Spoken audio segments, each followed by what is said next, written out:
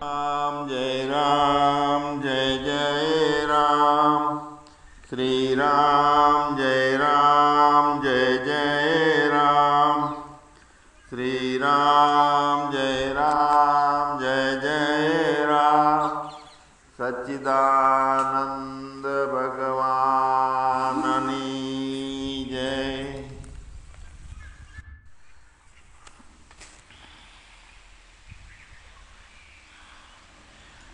આપણી જ્ઞાનની નિષ્ઠામાં સતત અભ્યાસ ચાલુ છે, યાત્રા ચાલુ છે અને એ નિષ્ઠામાં પણ વિઘ્નો આવે છે. તો વિઘ્નો કયા કયા આવે છે કે આપણી પોતાના હુંપણાની વૃત્તિ વ્યવહાર કાળમાં વળી ઉત્પન્ન થવા લાગે અને કોઈ કોઈ વખતે અંદર લોકેશનાના ભાવે ચાલુ થઈ જાય. સૂક્ષ્મમય સંસ્કાર પડ્યા છે. આ મારો અનુભવ કહું છું. આ બધાને લોકેશનાના ભાવે આવે. અમે તો સંત છીએ ને અમે વ્યવસ્થિત રીતે ભોજનની વ્યવસ્થા કરવાની હોય એકાંતની જેમ. તો આ વિઘ્ન છે પોતાની નિષ્ઠામાં. સહેજે સહેજે ઉત્પન્ન થવા લાગે, ખબર ના પડે આપણને. અહંકાર વૃત્તિ, હુંપણાની વૃત્તિ. જ્યારે બીજો ત્રીજો ના આવ્યો એટલે એમાં ખટાપટ ચાલુ થઈ જાય આપણને બે ભાનમાં. તો અહંકાર હુંપણું એ સહેજે સહેજે ઉત્પન્ન થઈ જાય છે અને લોકેશના સહેજે સહેજે ઉત્પન્ન થાય છે. એવો અભ્યાસ થાય છે, જોવા મળે છે આપણને. એટલે એ વખતે ટેમ્પરરી જણ કે આપણી જ્ઞાન દશા ડોલી જઈ હોય ને, થોડું થોડું હા, આપણી પોતાની અસ્થિરતા થઈ ગઈ હોય ને એવું લાગે. એ ટાઈમ ભજનમાં પોતે પોતાનામાં રહેવું છે અને બીજું મેં પકડવું નથી, છતાંય પકડી જતું હોય એટલે અંદરથી સ્પ્રિંગ ટાઈટ થાય, તરત વૃત્તિ ઉછળે, હું પણ ચાલુ થાય.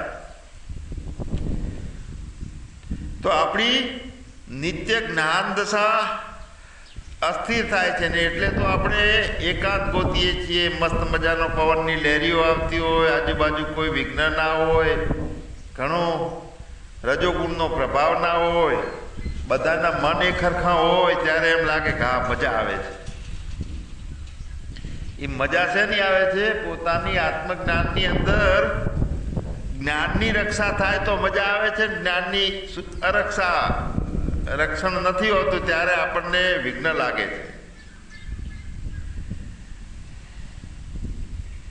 એટલે આપણા જ્ઞાનની રક્ષા થાય તો ખૂબ ખૂબ ફાયદો પણ છે.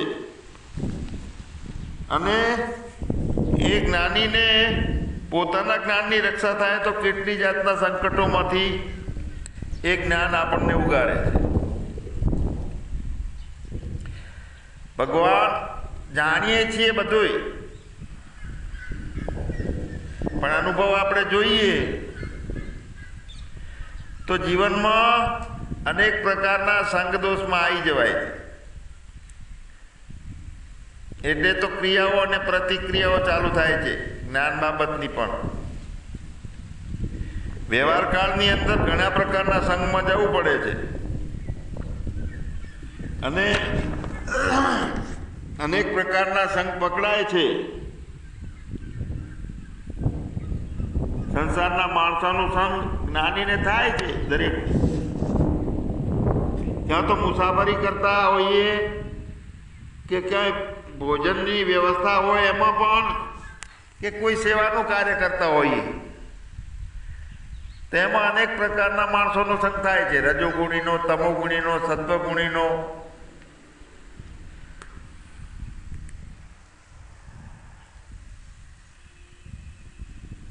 તો જ્ઞાનની નિષ્ઠા અંદર બાકી છે તો આપણને એવું થાય છે કે આપણે આ બધી ખટાપટમાંથી દૂર રહેવું જોઈએ. નકામી વાતોમાં આપણે ભળી ના જઈએ એવી ઈચ્છા થાય, રુચિ થાય.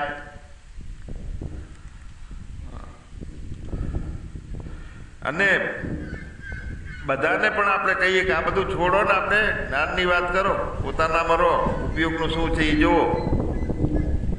આ આપણી સજગતા રહે છે, ધ્યાન રહે છે આપણું, કે આપણે નકામી વાતોમાં આપણે ભળી ના જઈએ.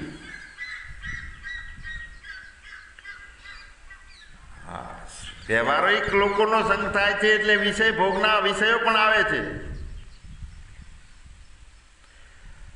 સારી વસ્તુ કોઈ લાવ્યો હોય તો કે મારે લાંબી છે, સારા કપડાં કોઈ બનાવ્યો હોય, પહેર્યો હોય, કાપડ ગમ્યું હોય કે મારે ગમે છે, ચંપલનું થાય છે જોઈ જોઈને. એટલે પૂર્ણ જ્ઞાનીની નિષ્ઠા છે અને વિષય ભોગે ગમતા નથી, કોઈની નિંદા કોઠલીએ ગમે નહીં, ઘણું વધારે પડતું હા હા હા હી હી હસવાનું ગમે નહીં, વધારે પડતી જરૂર વગરની વાતોય ગમતી ના હોય, અને વધારે પડતો મોહ ના હોય એટલે જગત પ્રીતિ ના હોય. મારા મારા કરી કરીને આમાં બટકા ભરવા જઈએ છીએ કે આના કારણે મને ફાયદો થશે, આની ઓળખાણ હશે તો મને લાભ થશે. આ બધું ના ગમવું લાગવું જોઈએ. અને જો ગમે છે તો સમજવાનું કે કાંક હજુ અંદર મેળવવાનું બાકી પડ્યું છે તો આ કોકને વેતરવાનો છે.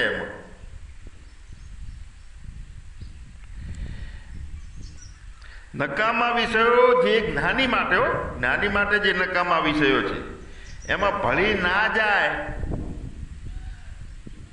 તો એ ધ્યાન કહેવાય સાચું એનું. પણ એ વાતોનું ધ્યાન ના રહે, ક્યાંક વિષય ભોગ ગમવા લાગે, કોઈની નિંદામાં ભેગું ચાલુ થઈ જાય, હસવાનું, ખોટી વાતો વધારે પડતી અને જગતની પ્રીતિ, આ બધું આપણને અનાત્માની વાતોનો પ્રવાહ મતલબ જે ચાલે છે એ ધ્યાન ના રહે ને તો આપણે પઈ જાય ને આપણી જ્ઞાન દશાથી આપણને વિખૂટા પાડી દે. હવે અહીંયા તો શું છે, પોતાની જ્ઞાન દ્રષ્ટામાં નથી કોઈ કર્મ, નથી કોઈ ગુણ, રજોગુણ, તમોગુણ કે સત્વગુણ, નથી કોઈ મારા સંગીન સંબંધી. એમાં એ તો માનેલા કલ્પિત હતા બધા કે મારે એની અંદર વિત્તની સહાયતાની જરૂર નથી રહેતી, કે મારે 25 લાખ રૂપિયા હોય તો હું સારું ભજન ને સારી સેવા કરી શકું. એ તો ઉલટાના કજિયા વધારવાની વાતો છે, ઝઘડા અંદર. બૃહદારણ્ય ઉપનિષદમાં વાતો એક વાત કરી છે કે વધારે પડતો શબ્દોનો ઉચ્ચાર ના કરવો જોઈએ, એટલે વધારે પડતું બળ બળ બળ બળ બળ બળ નહીં કરવું જોઈએ. એટલે અનાત્મ પદાર્થોમાં આપણે જતા ન રહીએ એનો ખાસ ખ્યાલ રાખવો જોઈએ. એટલે ઓછું બોલો, મૌન, ગમે જ નહીં વધારે પડતી વાતો, ઊંચા અવાજની વાતો ચાલતી હોય કે વધારે જે તે વિષયો નોખા નોખા ને કરતા હોય કે વારંવાર ફલાણા ભાઈને ફોન, કેમ છો, ક્યાં કરો છો, પણ શું કામ છે આખો દાડો ફોનો કરી કરી. બધું ઓછું કરવાનું, ખાવાનું ઓછું, બોલવાનું ઓછું, ઇન્દ્રિયોના વિષયોમાં ઓછું જવાનું. પ્રેમ અને કરુણા, સેવા, સમર્પણ, પ્રેમ, આ ત્રણને ખૂબ વધારવાનું જીવનમાં. કારણ કે આનંદ તો આપવો જોઈએ ને જીવતા જીવતા જીવતા. સમ એટલે મારા જે જ્ઞાન સભાના છે અથવા જે જ્ઞાની મુમુક્ષુઓ છે એ મારા પોતાના છોકરા કે પોતાના સંબંધીઓ કરતાં વધારે વાલા લાગે. સેવા, સમ, સદાચાર અને પ્રેમ, આ 4 વસ્તુ વધારે વધે તો એ આમ તો રાગ થયો કહેવાય ને. પણ જ્યાં સુધી પરાકાષ્ઠાની નિષ્ઠા ના થાય ત્યાં સુધી આ રાગ રાખવા. કે 5 દિવસ ત્યાં હોય એક વ્યક્તિ બીજા વ્યક્તિને આપણે મળ્યા ના હોય તો ચેન ના પડે, એવું થાય. એટલે મળવું પડે. કારણ કે પોતાના સ્વરૂપને અનુલક્ષિત જ્ઞાન નિષ્ઠા ને સ્થિર કરવા માટેના સાધનો છે સેવા, સમ, સદાચાર અને પ્રેમ. જ્યાં સુધી દહીં કર્યું, માખણ બનાવ્યું, ઉપર તરતું હોય અને છાશ નોખી પડેલી હોય અને એમ ઉપર તરતું માખણ હોય એ રીતનું ના થાય ત્યાં સુધી આ બધું સારી રીતે કરવું.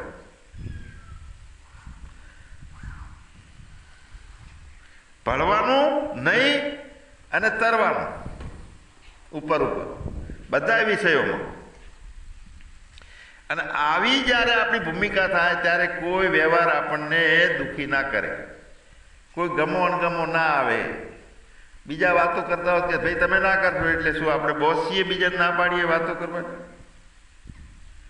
ટૂંકમાં સર્વેશામ અવિરોધેન, કોઈ વસ્તુનો વિરોધ આવે છે એ આપણું અજ્ઞાનનું કારણ છે. કામ કરતા કરતા બીજાનું કામ ના ગમે ને એ આપણી ડફોળાઈ થઈ. એ તો એ વ્યવહાર તો પ્રકૃતિમાં વર્તી રહેલી છે. દરેકને વિવેક છે, દરેકમાં પરમાત્મા છે. કેને જ્ઞાન આલશું, કેને ઉપદેશ આલશું? બીજાનો વ્યવહાર આપણને નથી ગમતો તો બીજો ખરાબ છે એમ નહીં, આપણે જ અજ્ઞાની છીએ. તો ભગવાન આપણે ખ્યાલ રાખવાનો છે, આપણે ધ્યાન રાખવાનું છે કે અનાત્માની વાતચીતનું વ્યસન પણ આપણને ચોંટી ના જાય. અને જ્યારે ચોંટી જશે ને, આ ભાનમાં હશું તો એ ચોંટી જશે ને આપણને ખબર નહીં રહે. અને એમાં પોતાના સ્વરૂપમાં રહેવાનું છે, એના બદલે બીજી ખટપટ ચાલુ થઈ જશે. સિદ્ધિઓમાં જતો રહે, સેવામાં જતો રહે, સંસ્થાઓમાં જતો રહે, કાં તો પૂજાવામાં જતો રહે, મહાત્મામાં જતો રહે. વ્યક્તિ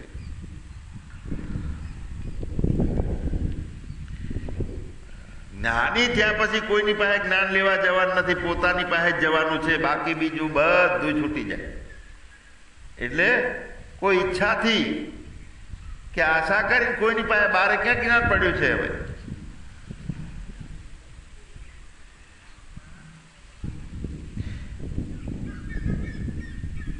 મતલબ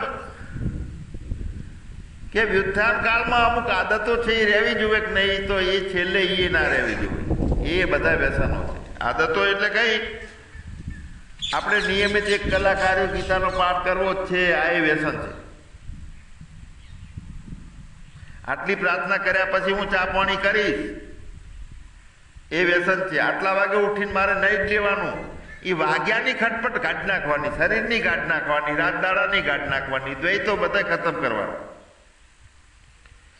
કોઈ શું કહે છે એની ચિંતા નહીં કરવાની કે આ તો 12 વાગે ઉઠે ને 12 વાગે નાય છે. વાગવાનું છે જ નહીં અંદર ક્યાંય, લાગવાનું વાગવાનું કાંઈ. એટલે નિયમિત કોઈ પાઠ કરવાનો એનું વ્યસન નહીં, અનુષ્ઠાનનું વ્યસન નહીં, બધા ગ્રંથોનો અભ્યાસ કરવાનું વ્યસન બંધ થઈ જાય. એટલે આ બધા વ્યસનો બંધ થઈ જાય ને, જો ચાલુ રહે છે તો એ શબ્દોની વાસના રહે છે. શબ્દની વાસના એ વધતી જાય છે. શબ્દોની વાસના, સારું સારું સાંભળવાની વાસના, સારો શબ્દ ગમ્યો, તમને ગમ્યા કે નહીં? શબ્દ ગમ્યો કે તમે ગમ્યા? સ્થળ ગમ્યું કે તમને ગમ્યા?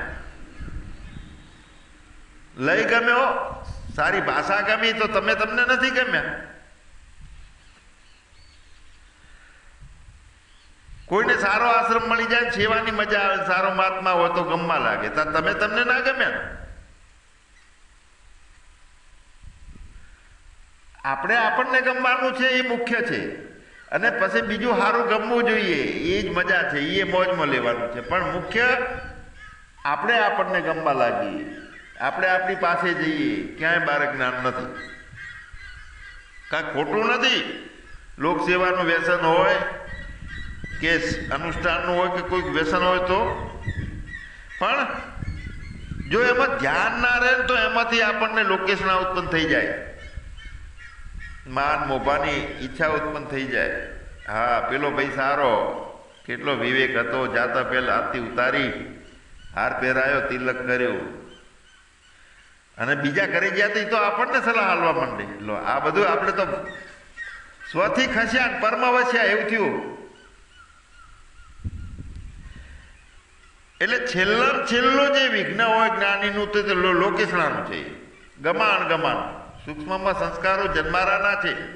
પતિ પત્ની, પુત્ર, મા બાપ, એકબીજાની અંદર સાધુ સેવક અને ગુરુ શિષ્ય, આ બધામાં લોકેશણાનું વ્યસન છે. એ છેલ્લામાં છેલ્લું વ્યસન છે. છેલ્લે એને તગડવાનું છે, દૂર કરવાનું છે લોકેશણ.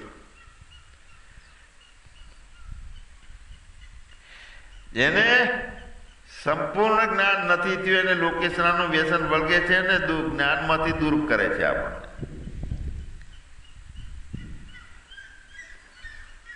એટલે નથી જ્ઞાન થયું એટલી ખબર પડે ને તો જ્ઞાનનો અભ્યાસ વધારે કરવાનો અને એટલી ખબર રાખવાની છે કે આપણે લોકેશનામ ના જઈએ, બચીએ એનાથી.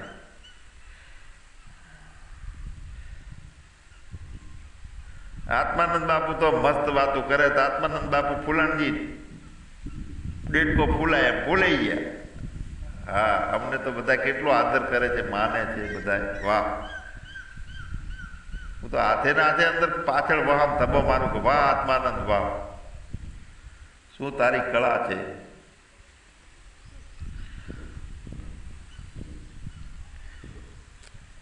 મારો બેટો સારું બોલે પણ કોઈ ચા પાણીનું કહેતા નથી એમ કહું. પછી ભગવાન મેરે અપને સિવા કુછ નાહી, આ મુખ્ય ભાવ. બધા વ્યસનોમાંથી છૂટું થવું. તો જેને જ્ઞાન નથી થયું એને જ્ઞાનનો પ્રવાહ વધે એ અભ્યાસ સતત કરવાનો અને એને મનનો નાશ અને વાસનાનો ક્ષય કરવાનો છે. એ વાત પણ પછી છેલ્લે મુખ્ય પોતે પોતાના જ્ઞાનનો અભ્યાસ કરવો. પછી મારું મન કેમ ઊભું થાય છે અને વાસનાનો ક્ષય કેમ થતો નથી એને મુખ્ય પ્રધાનતા નહીં આવવાની. હું છું અને હું ચેતન છું આ વાતને વધારે મહત્વ આપવાનું. પછી શું થાય છે કે મનનો નાશ નથી થતો ને વાસનાનો ક્ષય નથી થતો એટલે અમારામાં તો વાર છે ને અમારા ઉપર કૃપા કરો ને માથે હાથ મૂકો, અમને જ્ઞાન થઈ જાય. એટલે મનોનાશ અને વાસના ક્ષયનો જે અંદર ભૂત ભરાયેલું છે ને એ વિઘ્ન કરે છે. અજ્ઞાન પૂરું જ્ઞાન ના થયું હોય તો જ્ઞાનના અભ્યાસને મહત્વ આપવાનું. એ કે હું ચેતન છું, મારા સિવાય બીજું કાંઈ નથી. અને જેને જ્ઞાન થયું છે પછી એને મનનો નાશ અને વાસનાનો ક્ષય કરવા માટે મહેનત કરવા. એક વખત જ્ઞાનની નિષ્ઠા સ્થિર થઈ જાય અડોલ તો એનામાં મુખ્ય કાર્ય આવવું જોઈએ કે મનનો નાશ અને વાસના ક્ષય કરો, કાયમ માટે અડોલ વૃત્તિ સતત બ્રહ્માકાર રહેવી જોઈએ. અને આ જ્ઞાનની નિષ્ઠા થાય ત્યાં સુધી જે કાંઈ શાસ્ત્ર છે, જે કાંઈ જ્ઞાન સભા છે, જેટલા પ્રમાતા કે પ્રમાણ છે બધું જરૂરી છે. જ્ઞાન નિષ્ઠા અડોલ એક ધારા ના બની હોય તેના માટે અને બન્યા પછી પણ પોતાને જ્ઞાનનું રક્ષણ કરવા માટે આ બધું જરૂરી છે. અત્યારે જે આપણે નિયમિત લઈએ છીએ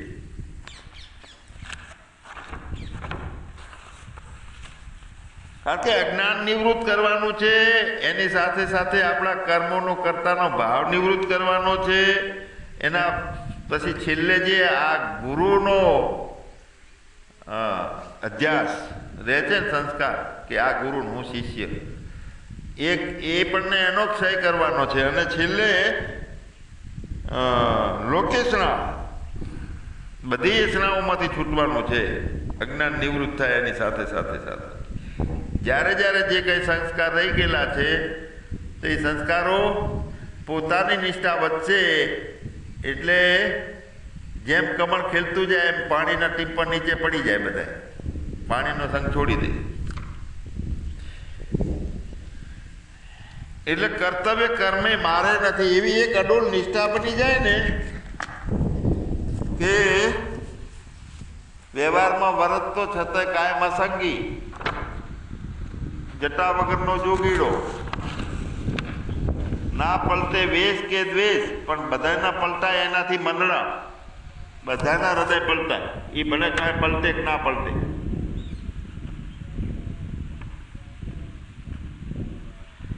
એવા કાર્યો થતા હોય એનાથી કે ચારે દિશાઓમાં એની સુગંધ જાય ને એના વાઇબ્રેશન હોય, આનંદ વધી જાય જ્ઞાનીના. એટલે જે કાંઈ કામ્ય કર્મોનો તો નાશ થાય પૂર્ણ જ્ઞાનમાં અને એ જ્ઞાનનું ફળ જ એ છે કે પ્રત્યક્ષ બધું ભવાટવી જેટલી મટકીમાં ભરેલા સંસ્કારો છે એ બધું પટકાઈ જાય અને ખતમ જે થઈ જાય, આ જ્ઞાનનું મુખ્ય ફળ છે.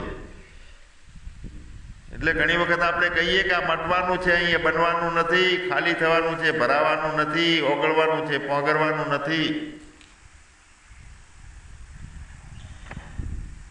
સૂક્ષ્મ ઝીણા એવા વિષયો છે કે બધામાં સૂક્ષ્મમાં પોગરવાનું, બનવાનું અને ભરાવાનું ચાલુ થઈ જાય.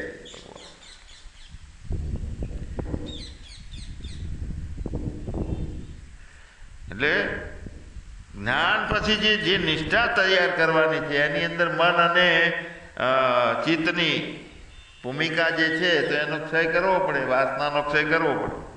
પણ એનો ક્ષય કરવા માટે એક જ રસ્તો છે, પોતાના નિષ્ઠા વધારવાનો.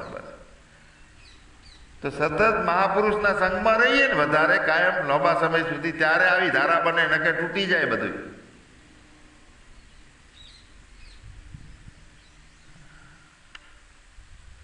જે કઈ વૃત્તિ સ્થિરતા બની હોય એ સતત અડોલ એક ધારા.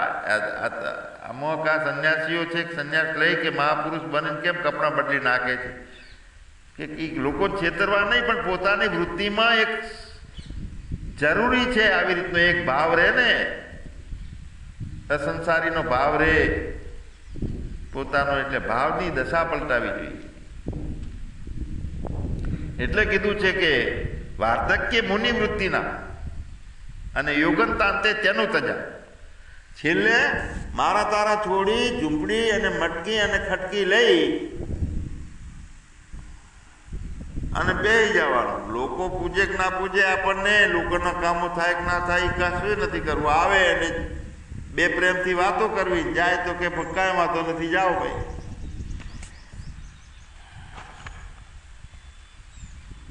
એટલે વધારે પડતા સંકલ્પો કોઈ નહીં, વધારે પડતી વાસનાઓ કોઈ નહીં, વધારે પડતા કર્મનું વાત નહીં, કોઈ પૈસા ભેગા કરવાનું નહીં, બધા વિષયોથી છૂટવાનું છે. છેલ્લો આશ્રમ આ છે કે યોગંતાંતે તેનું તજા. 95 વર્ષ સુધી એ પકડી રાખીએ કે મારી દીકરી ને મારા છોકરાને સારું કર્યું ને આ વેવૈયો હારા છે ને આ આવા છે. હા, આ સંસ્કાર બંધ કરવા માટે તો એક મહાત્માએ પોતાના ઘરમાં વાડામાં જઈ અને 8 વર્ષ સુધી નીકળ્યા નહીં. એક નાની વાટકીની અંદર ભોજન મેલી આવે લોકો, અને ચોખ્ખી મેણ પૈણને બધું બંધ કરી નાખ્યું. છેલ્લે કોઈનું મોઢું જોવાનું નહીં, જેના છોકરાની વહુનું કદી જોવાનું. અને તોય એ લોકો બાકીના છોકરાઓને બધા સરસ સુખી થયા ને આનું કલ્યાણ થયું. વૈકુંઠરામ બાપા હતા, સંત થઈ ગયા ચંડાળાના, એની વાત કરું છું.